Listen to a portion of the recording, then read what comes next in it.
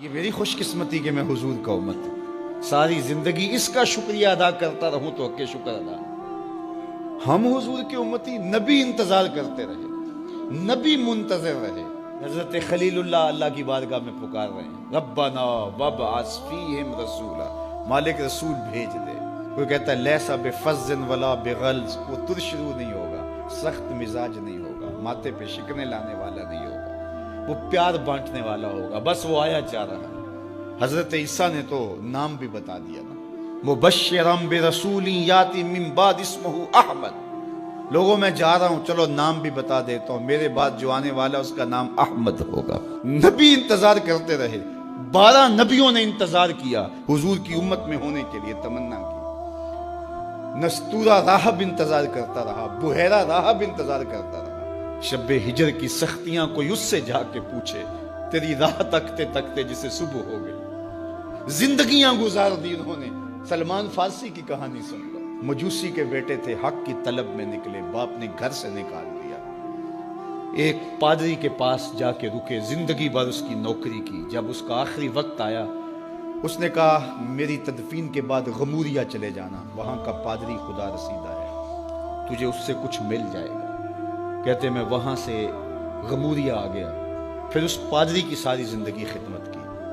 جب وہ مرنے لگا تو اس نے کہا کوئی ایسا شخص نہیں ہے جس کے پاس اب میں تجھے بھیجوں، لیکن نبی آخر الزماں کے ظہور کے لمحے آ گئے، تو یہاں سے یثرب چلا جا، وہ اس نبی کی ہجرت گاہ ہوگی، تیری زندگی سنور جائے گی، تو نے بڑی محنت کی ہے، بڑی نوکری کی ہے میری۔ کہتے میں نے اس کو کہا کہیں ایسا نہ ہو میں دھوکہ کھا جو مجھے کوئی نشانی بتا دے۔ اس نے کہا 3 نشانیاں، ایک صدقہ نہیں لے گا، دوسرا ہدیہ رد نہیں کرے گا، تیسرا 2 کندھوں کے درمیان مہر نبوت ہو۔ کہتے ہیں میں نے اس کی تدفین کی، یثرب کی جانب جاتے ہوئے ایک قافلے میں شامل ہو گیا، انہوں نے مجھے پکڑ کے اپنا غلام بنا لیا، لیکن میرے پہ مہربانی یہ کی کہ مجھے بیچا جا کے مدینے میں۔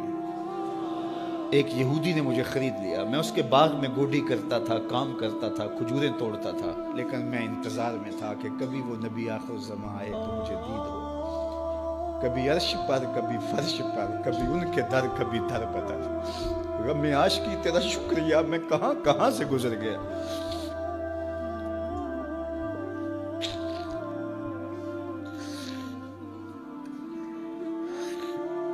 کہتے ہیں ایک دن میں اپنے باغ میں کھجوریں توڑ رہا تھا کہ ہواؤں میں مستی پیدا ہو گئی اور ہر سمت سے طلع البدر علینا کی صدائیں گونجنے لگی۔ میں سمجھ گیا کہ وہ لمحے آ گئے، میں نے چھلانگ لگا دی اور دوڑ پڑا۔ میرے آقا نے سمجھا شاید غلام بھاگ گیا، اس نے دوڑ کے مجھے پکڑ لیا۔ میں نے اس کو کہا کہ میں نوکر تیرا ہی ہوں، لیکن دل نوکر کسی اور کا ہے، میں بھاگوں گا نہیں، مجھے جانے دے۔ میں کچھ کھجوریں لے گیا تھا صدقے کی نیت سے، جا کے حضور کو پیش کی۔ آقا کریم نے فرمایا ہم نبی صدقہ نہیں لیتے۔ کہتے ہیں نشانی ایک پوری ہو گئی، کہتے ہیں کہ میں کچھ دنوں کے بعد اور کھجوریں لے گیا اور میری نیت ہدیہ کی تھی، میں نے پیش کی، حضور نے قبول فرما لی۔ لیکن میں بھی کہتا تھا تیسری نشانی بھی پوری ہو لے تو پھر مانوں گا، اور وہ کیا تھی؟ 2 کندھوں کے درمیان مہر نبوت۔ کہتے ہیں ایک دن حضور میرے باغ میں آئے اور آقا کریم نے اپنے مبارک کندھے پہ چادر رکھی ہوئی تھی اور چادر کی اوٹ میں مہر نبوت چھپی ہوئی تھی، اور میں پیچھے ہو کے دیکھتا تھا، اور میری آرزو یہ تھی کہ کوئی تیز جھونکا ہوا کا آئے اور چادر ہٹ جائے اور میں مہر نبوت کی زیارت کر لوں۔ حضور میرے ارادہ قلب سے آگاہ ہوئے، فَأَلْقَى إِلَيَّ رِدَاءَهُ، حضور نے چادر اتار کے میری جانب پھینکی اور پھر ایسے رخ کر کے فرمایا انظر الی ما امرت بہ، اس پادری نے جو بتایا تھا دیکھ لے آ کے۔ تو کہا میں نے دیکھا کہ حضور کے کندھوں کے درمیان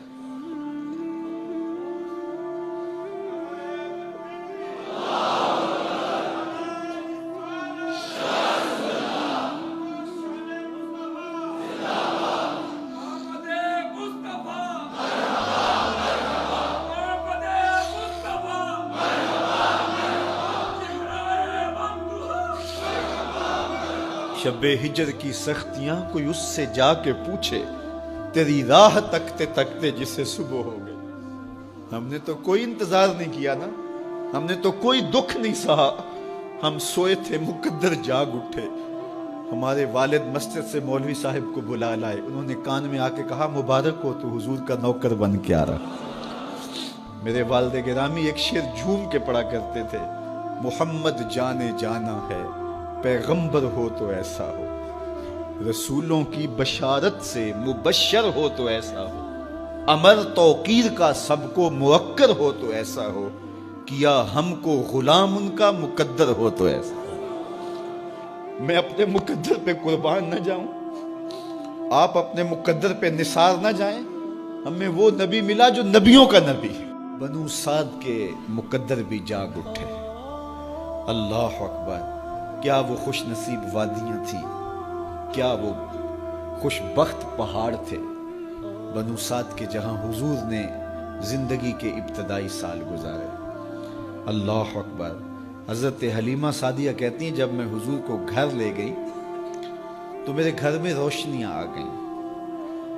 باقاعدہ عورتوں نے کہا حلیمہ تو اتنی امیر ہو گئی ہے رات کو بھی دیا نہیں بجھاتی. بڑے امیر کبیر گھرانوں میں بھی رات کو لوگ دیا بجھا دیا کرتے ہیں, لیکن تو اتنی ہی امیر ہو گئی ہے کہ رات کو بھی تیرے گھر کا دیا نہیں بجھتا. تو حلیمہ سعدیہ نے کہا آؤ میں تمہیں بتاؤں میرے گھر میں دیا کون سا روشن. باقاعدہ ہم جولیوں کو بلایا, پالنے میں حضور تھے, اشارہ کر کے کہا ما کننا نحتاج الی السراج من یوم اخذناہ, جب سے یہ پیارا گھر آیا ہے میں نے سارے دیے توڑ دیے. دیے کی ضرورت نہ مشعل کی حاجت, عجب روشنی تو نے پائی حلیمہ, بڑی تو نے توقیر پائی حلیمہ, بنی تو محمد کی دائی حلیمہ. کہا ما کننا نحتاج الی السراج من یوم اخذناہ, جب سے یہ پیارا گھر میں آیا ہے میں نے سارے دیے توڑ دیے. جہاں روشنی چاہیے ہوتی ہے حضور کو اٹھا کے اس کمرے میں لے جاتے ہیں, وہاں انوار پھیل جاتے ہیں, روشنیاں پھیل جاتی ہیں. کیسے اجالے پھیلے, کیسی روشنیاں پھیلیں.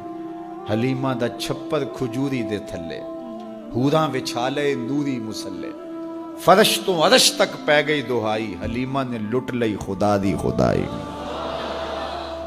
اللہ اکبر. وہ سارا دن تو صحراؤں میں گھوم لیتی تھی, اسے جب بھوک لگتی تھی لبوں کو چوم لیتی تھی.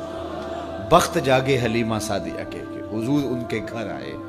اللہ اکبر. جدھر سے گزرتے گئے نور پھیلتا گیا, انوار پھیلتے گئے.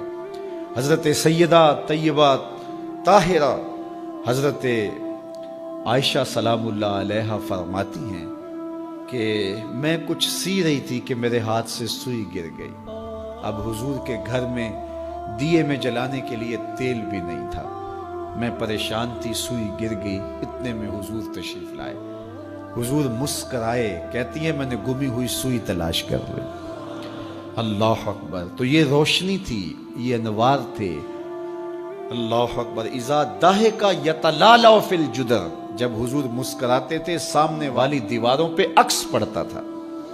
اللہ اکبر. جب مسکراتے تھے نور پھیل جاتا تھا. اذا تکلم رؤیا کالنور یخرج من بین ثنایاہ, حضور کے سامنے والے دانتوں میں ہلکا سا فاصلہ تھا, اور جب آقا کریم گفتگو کرتے تھے وہاں سے نور کی کرنیں چھن چھن کے نکلتی تھیں, انوار پھیل جاتے تھے.